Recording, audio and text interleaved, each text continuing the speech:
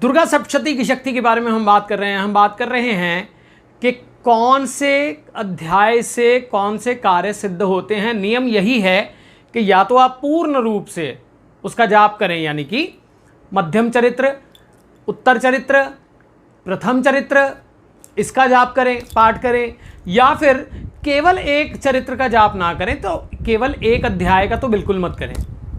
परंतु specialised problem जब व्यक्ति को आती है, जो हमारे गुरु ने बताया है, मैं आपके सामने वो चीज़ें प्रस्तुत कर रहा हूँ, यानी इसके मैंने प्रभाव देखे हैं। मेरे पास ऐसे बहुत सारे लोग आए हैं लाइफ में जो दुर्गा सप्तशती की पुस्तक उठाने में भी डरते थे कि गलती ना हो जाए, उल्टा पड़ जाता है।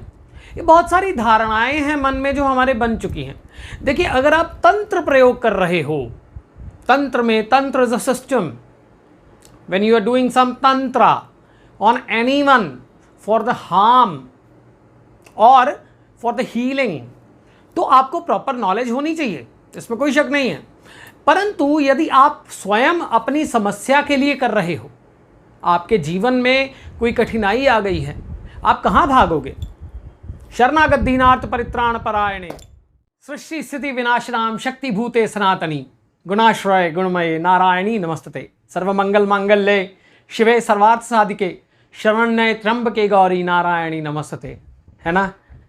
तो इसलिए मैं ये कह रहा हूँ कि अगर आप एक मैं अब इस वीडियो में हर एक में यही बोल रहा हूँ कि दुर्गा सप्तशती का एक एक श्लोक जो है वो तीर है। तीर का अर्थ क्या है कि तीर है, ये तीर का मतलब ये नहीं है कि वो आप किसी को मार दोगे, आप, नॉट दैट। परंतु यदि आप पर कोई समस्या आई है तो अपना प्रोटेक्शन करना जरूरी है। और दूसरा तीर है जो आपको समाधि की ओर ले जाता है। शक्ति जब आती है व्यक्ति के अंदर और संतुलन आ जाता है तो व्यक्ति समाधि को भी प्राप्त होता है।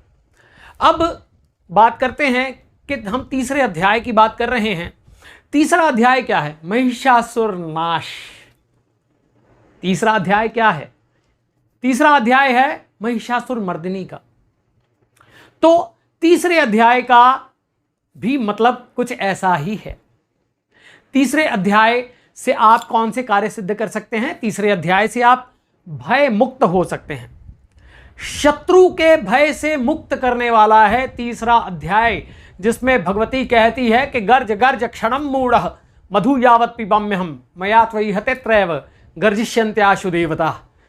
जिसमें भगवती कहती हैं कि मूढ़ गर्ज ले, जितना गरजना है गरज ले, है ना। मूढ़ गरज ले, जितना गरजना है, ये मैं मधु पी लूं फिर देख क्या होता है। तो इसी प्रकार से आपके सभी, देखिए, पहली बात, शत्रु होता कौन है? शत्रु वो है जो आपके अस्तित्व को नुकसान पहुंचाने की कोशिश करे। शत्रु वो नहीं है कि आपने किसी से जेलसी कर ली, वो शत्रु बन गया, वो तो आपके अंदर का भाव है। शत्रु कौन है? शत्रु वो है जो आपके किसी रोग का कारण बन गया। चाहे आपका कुछ खुद का खान पान भी है ना, वो भी आपका शत्रु है।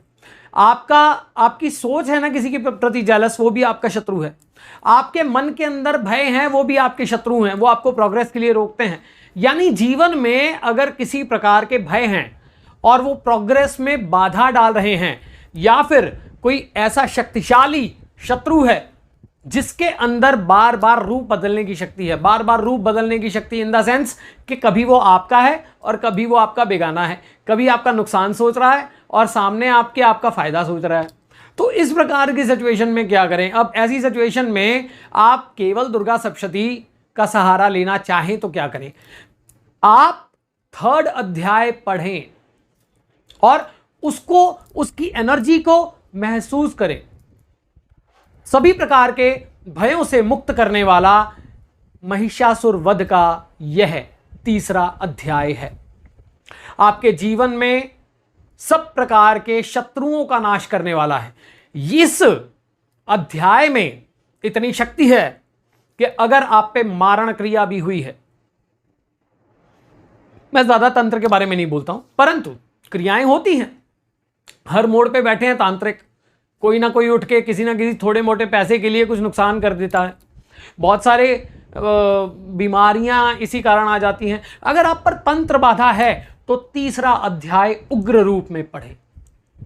अगर आपको लगता है कोई नज़र दोष है, कोई तंत्र बाधा है और आपको बीमारियां घेर रही हैं, वो तंत्र के कारण घेर रही हैं, या फिर आपके बीमारी ही आपका शत्रु बन के, आपका खुद का मन ही आपका शत्रु बन के खड़ा हो गया है, आपके अंदर एंग्जाइटी, पैनिक डिसऑर्डर्स, बहुत ज़्यादा भय अंदर आ गया है, बहुत परेशानी आ गई है अंदर, और वो आपको कॉम्प्लेक्स यानी निर्भयता, देखिए 3 चीज़ें हैं, एक है अभय, एक है निर्भयता, एक है भय। ठीक, भय तो डर है, निर्भयता में फिर भी भय है, अभय दान देने वाला है। अभय कौन है? जहां है ही नहीं, भय है ही नहीं।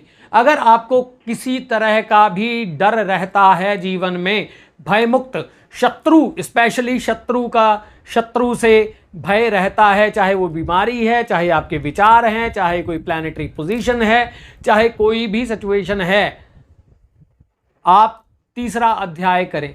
1 से लेके 11 बार इसका पाठ कर सकते हैं।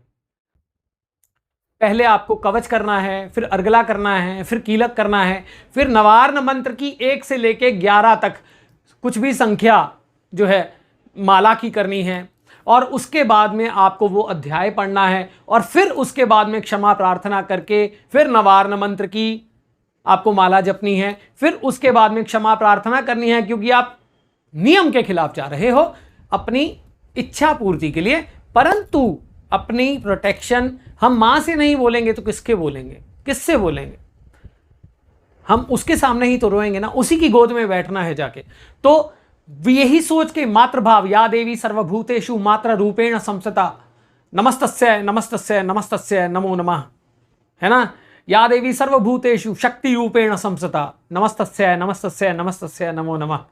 महिषासुर नरनाशी भक्ता नाम सुखदे नमः, वो ही तो है ना जो महिषासुर को मार के भक्तों को सुख देती है। रूपम देहि जयम देहि यशो देहि द्विषो देहि। तो तीसरा अध्याय, ये जो लाइंस मैंने बोली हैं ये वहां की नहीं है, परंतु मैं I am giving you an example कि हर श्लोक के अंदर कितनी शक्ति है। तो आपको तीसरा अध्याय पढ़ना है, ये सोचते हुए कि मां, जैसे तुमने महिषासुर का वध किया था वैसे ही मेरे भी कष्टों का नाश करो, शत्रु भय से मुझे मुक्त करो। वो कोर्ट कचहरी हो, वो कोई चीज हो, कोर्ट कचहरी के लिए तो मैंने दूसरा अध्याय बताया है। यदि आप कोर्ट कचहरी के भय से में हैं, या फिर आप किसी मानसिक समस्याओं में हैं, देखिए आप पूरी दुर्गा सप्तशती जब पढ़ेंगे तो आपकी सारी प्रॉब्लम्स का निदान होता है। ठीक है, हर चैप्टर अपना अपना कार्य करता है। परंतु यदि आप नहीं कर पा रहे हो पूरी दुर्गा सप्तशती, आपको चाहिए कि मेरे इस कष्ट का निवारण हो जाए, तो उसको स्पेशलाइजेशन आप करें, यानी उसका स्पेशल पाठ करें। अगर पूरी दुर्गा सप्तशती पढ़ सकते हैं फिर तो क्या बात है ना? और ये करके आप इसको 21 दिन, 31 दिन, 11 दिन, 5 दिन, 7 दिन करना रात्रि को है। क्यों करना है रात्रि को? अब पिछली वीडियो में ये प्रश्न भी आया था कि रात्रि को ही क्यों करना है, अब मेरे पास टाइम नहीं होता। भाई साहब, रात्रि इसलिए क्योंकि उसके बाद आपको निद्रा में जाना है ना? आपको किस में जाना है? निद्रा में जाना है। तो इसलिए वो आपको क्लेंजिंग हो जाएगी, आपके अंदर भी कोई गलत विचार होंगे, आपका सबकॉन्शियस भी इससे क्लेंज होगा। तो इसलिए इसका पाठ आप करें। क्या करना है इसमें?